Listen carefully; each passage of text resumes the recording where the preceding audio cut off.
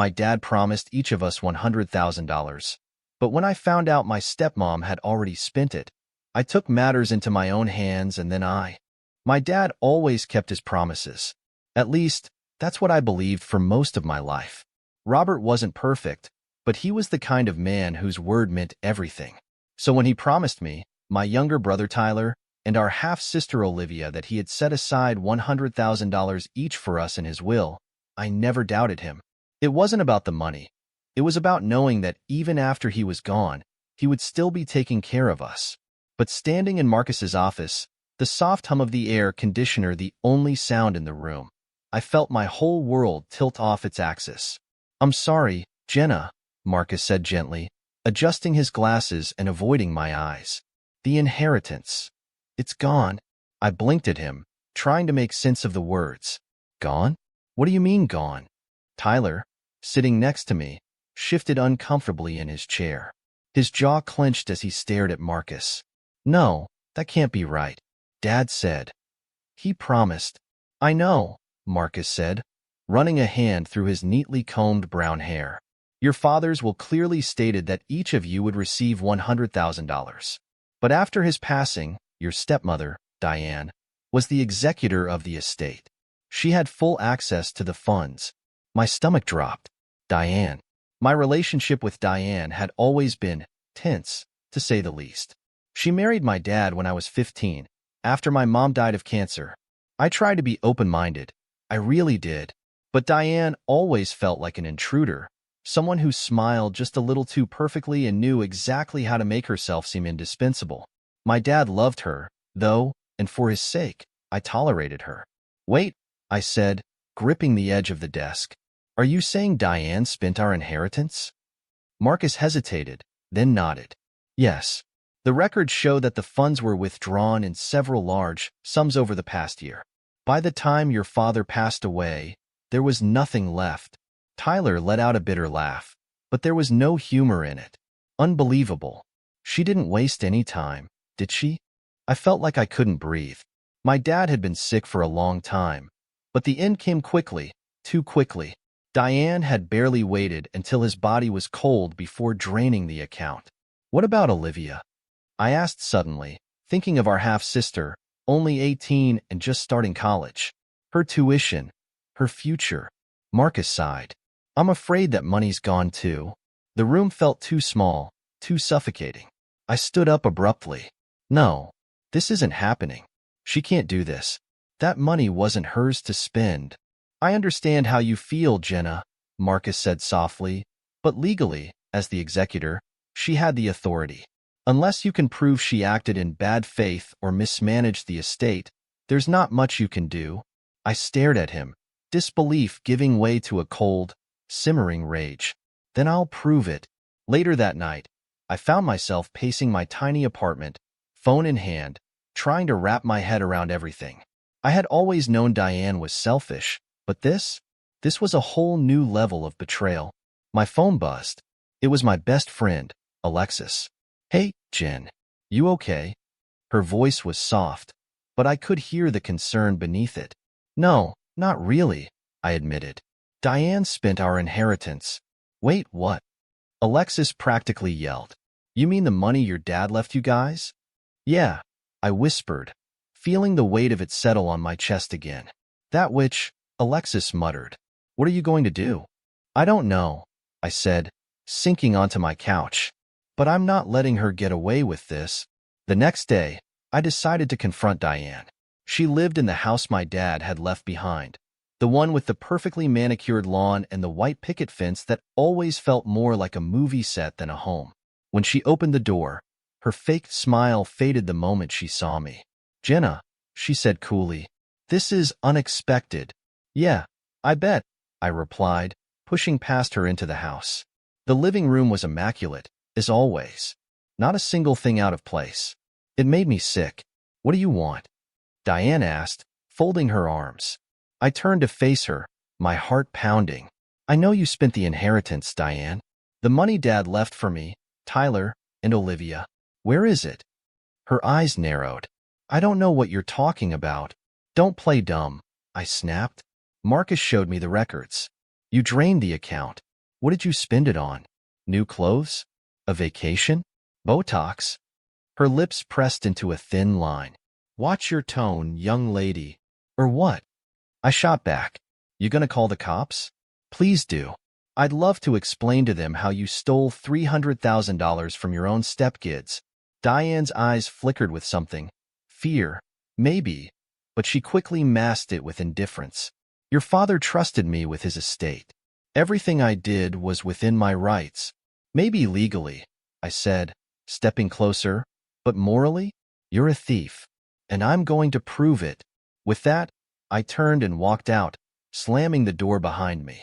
That night, as I sat on my bed, my laptop open in front of me, I made a list. Every transaction, every questionable purchase, every inconsistency I could find. I needed proof that Diane had mismanaged the estate. If I could find it, I could take legal action. Tyler called me as I was knee-deep in bank statements. Hey, he said quietly. Hey, I replied, not looking away from the screen. I've been thinking, he continued. Maybe we should just let it go. I froze. What? I mean, it's not like we can bring Dad back. And fighting Diane, it's going to be messy, expensive. Maybe it's not worth it. I closed my laptop and rubbed my eyes. Tyler, she stole from us. From Olivia. How can we just let that go? He sighed. I don't know. I'm tired, Jen. I softened. Me too. But if we don't fight, she wins. There was a long pause. Then, finally, Tyler said, Okay, I'm with you. I smiled faintly. Thanks, Ty. After we hung up, I opened my laptop again, more determined than ever. This wasn't over. Not by a long shot. If you like this story, subscribe to Thread Chronicles right away and listen to new stories every day. The next morning, I found myself sitting in Marcus's office again, a stack of papers in front of me, my laptop open to the countless bank statements I had printed overnight. Dark circles shadowed my eyes from lack of sleep, but adrenaline kept me going. Jenna, Marcus said gently, scanning through the documents. This is a lot of information, but it's not quite enough. We need clear proof that Diane misused the estate funds. There has to be something, I insisted, my voice cracking. She didn't just burn through $300,000 without leaving a trace. Marcus sighed. I understand, but legally, it's tricky. As executor, she had the authority. Unless we can prove she acted in her own self-interest and not in the best interest of the estate, she's protected. I slumped back in my chair, feeling the weight of the battle ahead. Just as I was about to respond, my phone buzzed. It was Alexis. Hey, I whispered, stepping into the hallway. What's up? You're not going to believe this, she said, excitement lacing her voice. I did some digging of my own. I straightened up. What did you find? Remember Diane's business venture she wouldn't shut up about last year? I frowned. Yeah, something about real estate, right? Bingo, Alexis said. Turns out, she invested a huge chunk of money into a luxury condo project downtown. And guess what? The project tanked. She lost everything. My stomach flipped. Are you serious? Dead serious, she replied. And it gets better. Or worse, depending on how you look at it. The project was shut down for financial mismanagement and fraud. Diane's name isn't directly tied to it, but she definitely funneled a lot of cash into it. I rushed back into Marcus's office, cutting him off mid-sentence. I've got something. That afternoon, I sat in my car outside Diane's house, debating whether to confront her again. My fingers tapped nervously on the steering wheel as I thought about what Alexis had found. A luxury condo project? Seriously? Diane couldn't manage a family dinner without making it all about her, and she thought she could handle real estate? Before I could talk myself out of it, I marched up to the front door and rang the bell. She answered almost immediately, her expression darkening when she saw me. What now, Jenna? She sighed. I know about the condo project, I said bluntly. Her face froze, but she quickly recovered. I don't know what you're talking about. Don't lie to me, I snapped. You poured Dad's money into that disaster, didn't you? Even if I did, she sneered. It's none of your business. It is my business, I shot back. That money was supposed to be ours. Tyler's. Olivia's. And you gambled it away. She laughed coldly. Gambled? Hardly. It was an investment, one that didn't pan out. That's life, sweetheart. Life. My voice rose. You ruined our futures because you wanted to play entrepreneur? You stole from your own stepkids. I didn't steal, she hissed. I invested. Your father trusted me with the estate, and I did what I thought was best. I shook my head, rage boiling just beneath the surface. You thought what was best for you. As I turned to leave, she called after me, her voice dripping with mock sympathy. Good luck proving anything, Jenna. Her words echoed in my head the entire drive home. But luck wasn't what I needed. I needed facts, proof, and I was going to find it. Back in my apartment, I pulled out my laptop and called Alexis on speaker. Okay, I said, so we know about the condo project. What else? I'm still looking, she replied. But Diane's smart. She covered her tracks pretty well. Not well enough, I muttered, determined. Hours passed as we combed through documents, articles, and social media posts. Then, around midnight, Alexis gasped. Jen, check your email. I just sent you something. I opened my inbox and clicked the link she sent. It was a low-resolution video from a charity gala Diane attended last year. Nothing unusual at first glance, just rich people patting themselves on the back. But then I noticed something in the background. Diane, speaking to a man I didn't recognize, her expression animated. Who is that? I asked. No clue, Alexis replied. But they look pretty cozy, don't they? I watched the clip again and again. Diane wasn't just chatting. She was negotiating. And then, as the man turned to leave, I caught a glimpse of his name tag. Cole Davenport, Private Investments. Cole Davenport, I repeated, quickly typing his name into a search engine. What I found made my blood run cold. Cole Davenport wasn't just an investor. He was notorious for shady dealings, failed projects, and, most notably, helping wealthy clients hide their money. Holy crap, Alexis whispered as she read along with me. Do you think Diane hid the money with him? It's possible, I said, my mind racing. But why would she tell him about the inheritance? Alexis paused.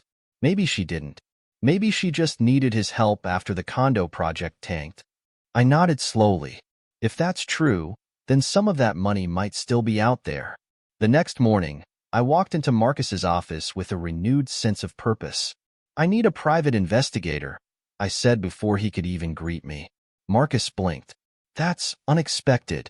I found a lead, I explained. Cole Davenport. Diane might have used him to hide whatever's left of the inheritance. Marcus nodded thoughtfully. I know someone who could help. Enter Cole Bennett, a private investigator with sharp eyes and a sharper wit. When Marcus introduced us, I immediately felt like I could trust him. I'll look into Davenport, Cole promised. But this won't be easy. He's careful. Just find something, I pleaded. Anything. Days passed, each one more agonizing than the last. Tyler called often, torn between hope and resignation, while Olivia remained blissfully unaware. I hadn't told her the truth yet. How could I? She was just starting her life. Then, finally, Cole called. Jenna, I found something. My heart pounded. What? Davenport has an offshore account. And guess whose name is tied to it? Diane's, I breathed. Bingo, Cole said. But that's not all. Your dad's name was listed as a co-owner, at least initially. What? My mind reeled. Are you saying Dad knew about this? Not necessarily, Cole clarified. It's possible Diane added his name without his knowledge. But here's the kicker. The account was drained right after your dad's death.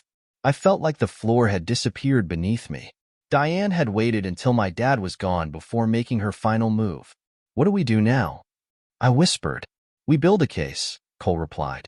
And we take her down. I stared at my phone long after Cole hung up, his words still ringing in my ears. An offshore account. Dad's name. Drained after his death. Diane hadn't just stolen from us. She had planned this. Every step was calculated. The next morning, I sat at my tiny kitchen table, sipping coffee that had long gone cold, trying to process everything. My laptop was open to the offshore account records Cole had sent over. Numbers, dates, and transfers blurred together as my mind raced. Diane hadn't just lost the inheritance on a failed condo project. She had deliberately hidden money. But why? A knock at my door pulled me from my thoughts. I opened it to find Tyler, his expression grim. "I couldn't sit at home," he said simply. I nodded, letting him in. "I found something," I said quietly. He sat down, leaning forward with his elbows on his knees. "What?" I explained everything Cole had discovered, watching as Tyler's face shifted from confusion to anger. "She used Dad's name?" he whispered, shaking his head.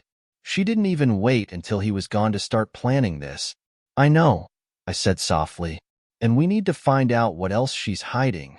Tyler ran a hand through his hair. "So, what now?" "Now," I said, determination hardening my voice, "we dig deeper." Over the next few days, Cole worked tirelessly, while Alexis helped me comb through every financial record we could find. Late one night, Alexis called me, her voice excited. "Jenna, I think I found something." I perked up immediately. "What?" "There's a series of withdrawals from the offshore account right after your dad died," she explained. "But here's the weird part. One transfer wasn't to Diane. It was to a company called Crestline Holdings." I frowned.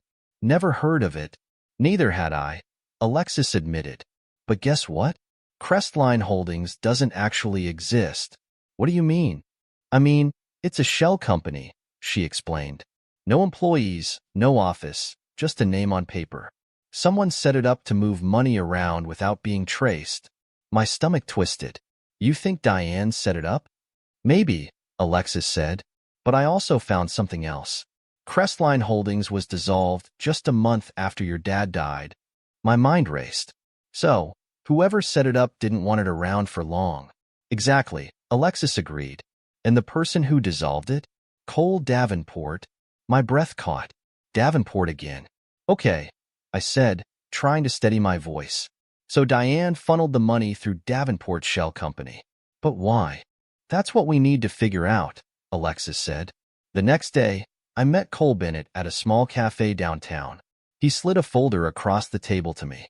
"Crestline Holdings," he said. "You're right. It's a shell company. But here's the kicker.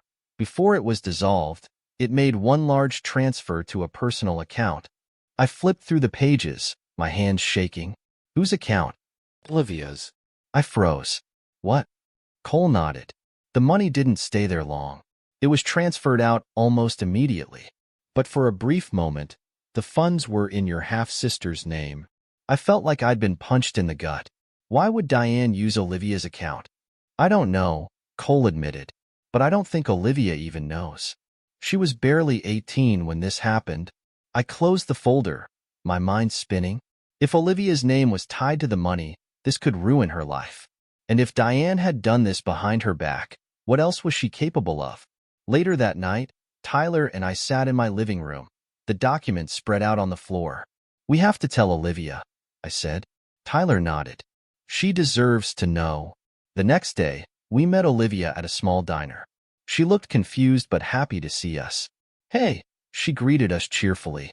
"This is a surprise." I exchanged a glance with Tyler before taking a deep breath. "Liv, we need to talk." "About Diane." Her smile faltered. "What about her?" I explained everything. Diane's spending, the offshore account, the shell company, and the transfer to her name. Olivia's eyes widened in shock. "She used my account?" she whispered. "I didn't even know." "I believe you," I assured her. "But this could be serious. If the authorities look into this..." Tears welled up in Olivia's eyes. "I don't want to get in trouble for something I didn't do." "You won't," Tyler said firmly. "We'll make sure of it." But Olivia's trust in Diane was shattered. "She always said she was looking out for me," she whispered. "I thought she loved me." "I'm so sorry, Liv," I said softly, squeezing her hand. "But we're going to fix this." That night, I made another list. This time, it wasn't just about the money. It was about protecting Olivia and getting justice for all of us. The next morning, Cole Bennett called with another bombshell. "Jenna," he said urgently, "I found something else." "Tell me," I replied. "There's a life insurance policy," he explained. "Robert's. It was supposed to pay out after his death." My heart skipped a beat. We never saw any of that money. Exactly, Cole said. The policy was cashed out a week before your dad passed away. My blood ran cold. What? He was too sick to do that himself. I know, Cole agreed. And guess who cashed it out? Diane, I whispered. Yep, Cole confirmed. But here's the thing. Someone forged Robert's signature. My jaw clenched. She forged his signature to steal his life insurance? That's what it looks like, Cole said. And if we can prove that, we have her. Suddenly, everything clicked. Diane hadn't just drained the inheritance. She had stolen the life insurance payout too. And the worst part? She had done it while my dad was still alive, too weak to fight back. I felt a wave of nausea. She stole from him while he was dying. I'm sorry, Jenna, Cole said softly. But now we know what we're dealing with. I nodded, my hands shaking with fury. We're taking her down. Taking Diane to court wasn't just a decision. It was a declaration of war. Marcus filed the lawsuit within days of our discoveries, and the legal battle officially began. Diane, of course, denied everything. She hired an expensive lawyer, the kind with a permanent smirk and a pinstripe suit that screamed, overpaid. But I wasn't intimidated. Not anymore. Tyler, Olivia, Alexis, and Cole sat with me as Marcus prepped us for what was ahead. Diane's going to fight this hard, Marcus warned. She'll claim she acted within her rights as executor. Our job is to prove otherwise. Tyler clenched his fists. We have proof. The offshore account, the shell company, the life insurance forgery. It's not enough until we present it in court, Marcus interrupted gently. We need to stay focused. Olivia looked pale but determined. I'll testify if I have to, she whispered. She used my name. She needs to pay for that. I squeezed her hand. We're going to get through this. But deep down, I was terrified. Diane was manipulative, and the courtroom was her new stage. The first day of the trial was surreal. Diane sat across from me, her expression calm and composed, like this was all beneath her. She even wore pearls, for God's sake. Her lawyer, Richard Dawson, started with the charm offensive. My client, he said smoothly, acted only in the best interest of her late husband's estate. Losing investments happen. It's unfortunate, but not criminal. I wanted to scream. Marcus stood up, calm but assertive. We'll prove otherwise, Your Honor. The real battle began when I took the stand. Diane's lawyer tried to paint me as bitter and greedy. Ms. Jenna, isn't it true that you didn't get along with your stepmother? I gritted my teeth. We had our differences, but this isn't about personal feelings. It's about theft. Isn't it possible, he pressed, that you're just upset you didn't get your inheritance? I leaned forward. I'm upset because Diane stole from me, my siblings, and my dying father. This isn't about money. It's about justice. Marcus gave me a reassuring nod as I stepped down. But Diane wasn't done. She testified with crocodile tears, playing the victim perfectly. I loved Robert, she sniffled. I only wanted to protect his legacy. I never intended to hurt anyone. I clenched my fists. She was lying through her teeth, and the judge couldn't see it. Then, Cole testified, presenting the offshore account evidence. Diane's expression hardened. She knew we were close. But the real twist came when Marcus called Olivia to the stand. Diane's mask finally cracked. Olivia, Marcus began gently, did you authorize any financial transactions with your name? No, Olivia said firmly. I didn't even know my name was used. Diane's lawyer objected, but Marcus held up the evidence. These are the transfer records, Your Honor. Olivia's name was used without her knowledge. That's fraud. Diane shot Olivia a glare that could have melted steel. Olivia flinched but held her ground. The final blow came when Marcus presented the life insurance forgery. A handwriting expert testified, confirming that Robert's signature had been forged. Diane's lawyer looked visibly rattled. And then Diane did the unexpected. I didn't mean for this to happen, she blurted out. The courtroom gasped. I was desperate. The condo deal went bad, and I had to cover my tracks. Are you admitting to misusing the estate funds? Marcus pressed. Diane's lawyer whispered furiously to her, but it was too late. The damage was done. Yes, Diane whispered. But I never meant to hurt the kids. It didn't matter. She had admitted it. When the verdict came, my hands were shaking. Diane was found guilty of fraud and misappropriation of estate funds. She faced prison time and was ordered to repay what she had stolen. But the inheritance wasn't magically restored. The money was gone, lost to failed investments and hidden accounts. We'd won the battle, but the victory felt hollow. As Diane was led away, she shot me one last look. "I hope you're happy." I wasn't. Not really, but I was relieved. Later, Marcus pulled me aside. "There might still be some funds left in the offshore accounts.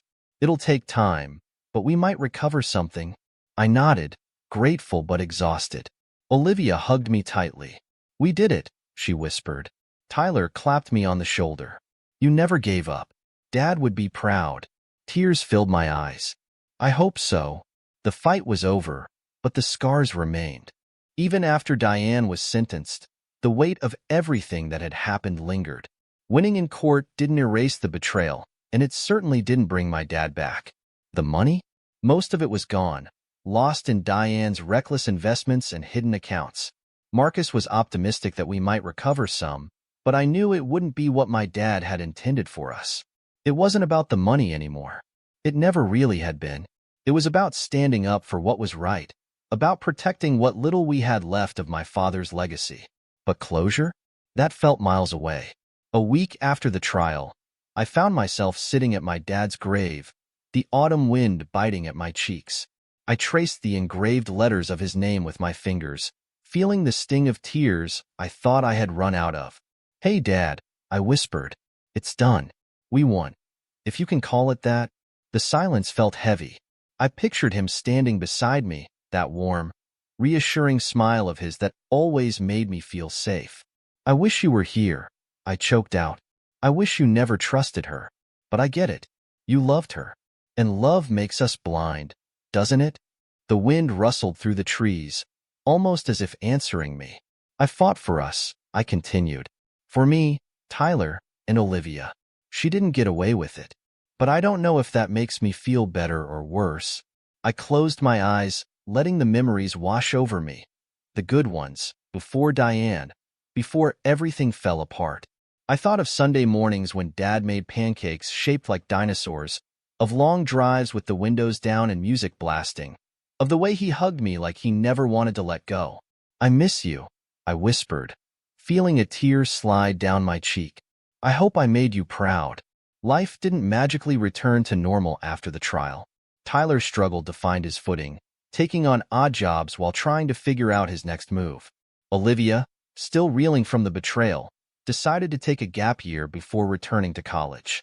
She needed time to heal. As for me, I threw myself into work, trying to drown out the memories. But no matter how busy I stayed, the quiet moments always found me. One night, while scrolling through my emails, I saw a message from Cole Bennett. Subject: "Found something you might want to see." My heart skipped a beat as I opened it. "Jenna." I kept digging after the trial. Found an offshore account Diane didn't know I knew about. "There's money in it. Not much, but it's something. It's yours. All of it." Attached was the account information. My hands trembled as I read it. It wasn't the full inheritance, but it was enough to help Tyler pay off his debts, to fund Olivia's education, to give me a fresh start. I stared at the screen for a long time before whispering, "Thank you, Dad." A few days later, I met Alexis at our favorite coffee shop, the weight of Cole's email still sitting heavy in my mind. "You're quiet," she noted, stirring her latte. "We won, Jenna. Diane's gone. Shouldn't we be celebrating?" "I found more money," I said softly. Her eyes widened. "Wait, what? How?" "Cole kept digging," I explained. "It's not everything, but it's something." "That's amazing," Alexis exclaimed. "So, what are you going to do with it?" I hesitated. "I'm not sure. Part of me wants to split it with Tyler and Olivia. But part of me, I don't know. I feel like keeping it would make me just like Diane." Alexis leaned forward. "Jenna, no. Diane stole from her family. You're trying to help yours." I sighed, conflicted. "I just don't want to turn into her." "You won't," Alexis assured me. "You're not her." Her words stayed with me long after we parted ways. A week later, I met Tyler and Olivia at the park. The sun was setting, casting a golden glow over the playground we used to run around as kids. "I have something to tell you," I began, my heart pounding. "What's up?" Tyler asked, leaning against the bench. "I found some of the money," I blurted out. Their eyes widened in shock. "What?" Olivia whispered. "Cole found another account," I explained. "There's money in it. Not all of it, but enough." Tyler let out a low whistle. "Wow. I want to split it," I said firmly. "We all deserve something after what we've been through." Olivia's eyes welled up. "Jenna, you don't have to do that." "Yes, I do," I insisted. "Dad wanted us to have this. And even though it's not what he planned, it's still something." Tyler pulled me into a tight hug. "Thank you." Olivia joined in, and for the first time in months, I felt a glimmer of hope. The money didn't fix everything. It didn't erase the pain or the betrayal, but it gave us something we hadn't had in a long time, a fresh start. Tyler used his share to start a small business, something he'd always dreamed of but never thought possible. Olivia went back to college, determined to make the most of her education. And me? I packed up my tiny apartment, bought a plane ticket, and started a new chapter far from the shadows of my past. One night, as I sat in my new apartment, a city skyline glittering outside my window, I opened my laptop and began to write. Not about Diane or the inheritance, but about healing, about finding strength in the face of betrayal, about never giving up even when the odds are stacked against you. It wasn't the life I had planned, but it was mine. And for the first time in a long time, that was enough. If you like this story, subscribe to Thread Chronicles right away and listen to new stories every day. Let us know what you like the most in the comments. Write what you think about this and what could be done better.